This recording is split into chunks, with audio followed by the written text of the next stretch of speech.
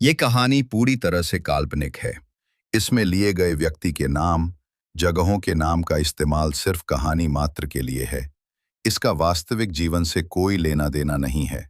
कहानी काल्पनिक हो सकती है, पर डर नहीं। और अगर आप इसे देर रात में देख रहे हैं, तो सावधान रहिएगा।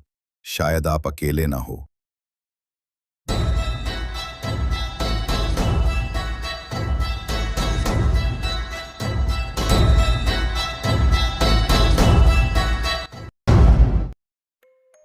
पिछली रात की कहानी जहाँ एक जापानीज हॉरर लेजेंड पर थी, वहीं आज की कहानी भारत के एक मशहूर डरावनी जगह की है। क्या आप लोग तैयार हैं?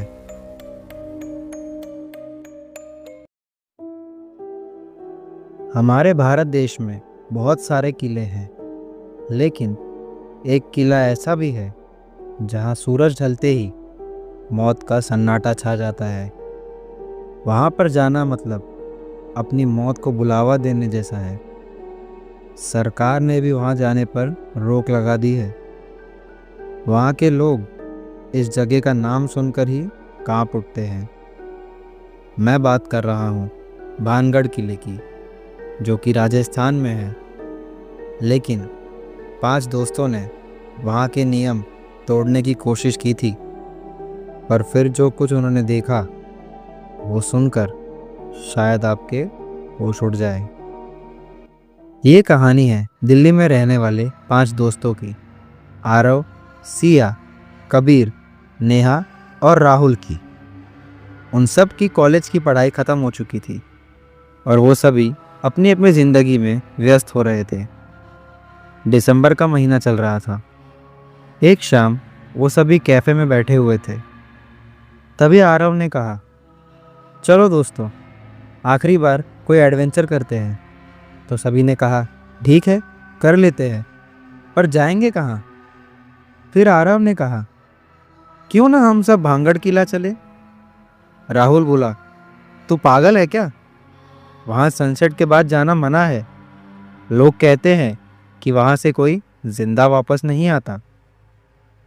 नेहा ने कहा, बिल्कुल, मैंने उस किले के बारे में बहुत पढ़ा है। वहाँ के हर पत्थर पर एक श्राप की कहानी दर्ज है। बाकी सब थोड़ा हिचकिचाए, पर उत्सुकता इतनी बढ़ गई थी कि उन सब ने जाने का फैसला कर लिया। उन्हें अंदाज़ा भी नहीं था कि ये सफ़र उनकी ज़िंदगी का सबसे डरावना अनुभव बनने वाला है। रात के लगभग 9 बजे 5 दोस्त आरव की कार से निकल पड़े। दिल्ली से राजस्थान तक का रास्ता सुनसान और लंबा था। वो सभी गाड़ी में हंसी मजाक करते हुए जा रहे थे। अब करीब 1 बजने वाले थे और जैसे जैसे वो भानगढ़ के पास पहुंच रहे थे, वहाँ का माहौल बदलने लगा था। हवा और ठंडी हो चुकी थी। अचानक गाड़ी का रेडियो अपने आप चालू हो गया और उसमें पुराना राजस्थानी लोकगीत बजने लगा, जिसकी आवाज़ धीरे धीरे तेज होकर चीख जैसी सुनाई देने लगी। सिया कांपते हुए बोली, आरव, ये क्या हो रहा है? आरव ने जबरदस्ती हंसते हुए कहा, अरे यार, ये सब इलेक्ट्रिकल प्रॉब्लम है, डरो मत। लेकिन राहुल खिड़की से बाहर देख रहा था और वो डरते हुए बोला, दोस्तों, लगता है हमें वापस लौट जाना चाहिए। लेकिन अब देर हो चुकी थी। उनकी गाड़ी किले के बाहर रुक चुकी थी।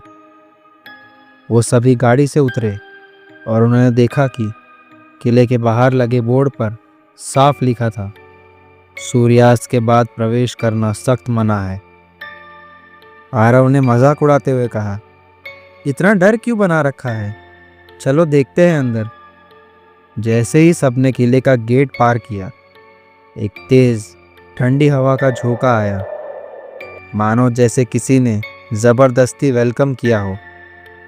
अंदर चारों तरफ टूटी दीवारें, एक छोटा मंदिर और सूनी गलियां थी, और सन्नाटा तो इतना गहरा कि सबके कदमों की आवाज़ भी कान फाड़ने जैसी लग रही थी।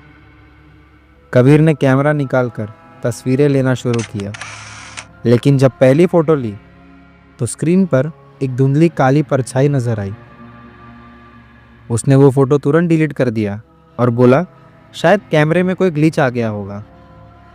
नेहा ने धीरे से कहा, ये वही किला है जहाँ एक तांत्रिक ने राजकुमारी को पाने के लिए काला जादू किया था और श्राप लगने के बाद पूरा शहर बर्बाद हो गया था।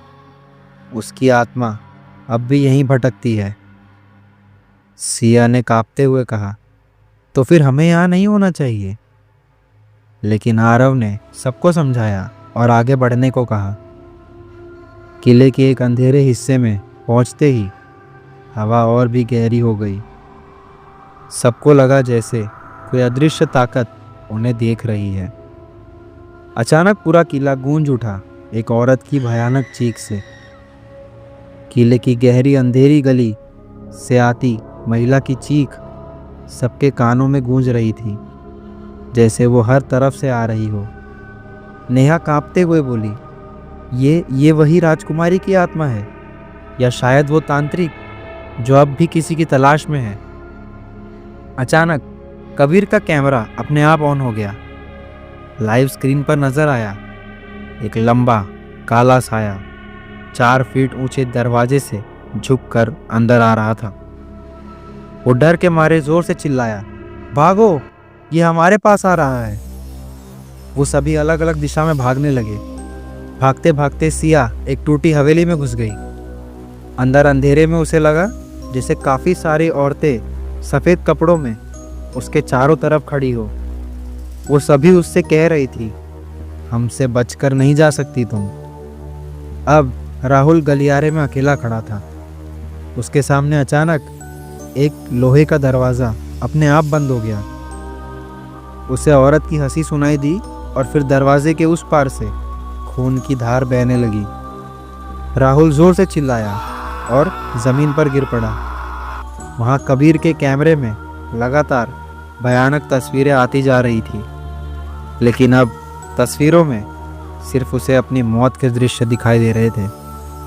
वो कैमरा फेंकने ही वाला था कि अचानक पीछे से किसी ने उसके गले पर बर्फ जैसे ठंडे हाथ रख दिए। कबीर वहीं बेहोश होकर गिर पड़ा।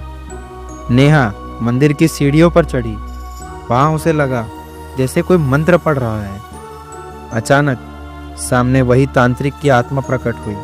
काली आंखें, सफ़ेद राख से लिपटा शरीर और हाथ में एक खोपड़ी लेकर उसने गुर्रा कर कहा, ये किला मेरा है, यहाँ से जिंदा कोई नहीं जाएगा। नेहा पीछे हटने लगी, पर उसका पैर फिसल गया और वो सीढ़ियों से नीचे गिर पड़ी। अब आरव सबको ढूंढते हुए चीख रहा था, कहाँ हो तुम सब? तभी उसके सामने अचानक वही लंबे बालों वाली औरत खड़ी हो गई। उसकी आंखें जल रही थी और उसके होठों से सिर्फ एक शब्द निकला, मुक्ति। आरव कांपते हुए बोला, तुम हमसे चाहती क्या हो? वो औरत अचानक उसकी ओर झपटी और उसने अपनी लंबी उंगलियां उसके गर्दन में धंसानी चाही। आरव ने पूरी ताकत से उसे धक्का दिया और किले के बाहर की तरफ भागा।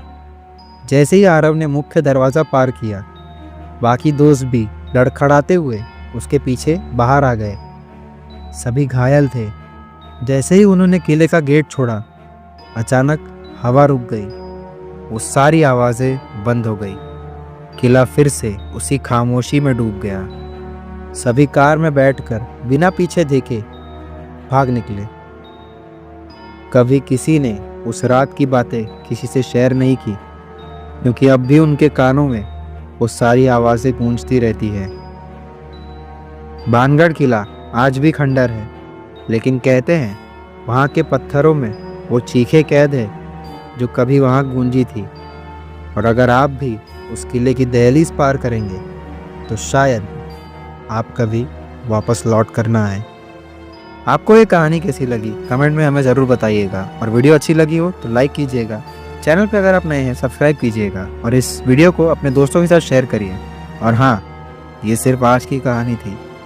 आपसे कल फिर मुलाकात होगी ठीक 8:30 बजे। इस डरावनी यात्रा का अगला अध्याय आपका इंतज़ार करेगा। शुक्रिया।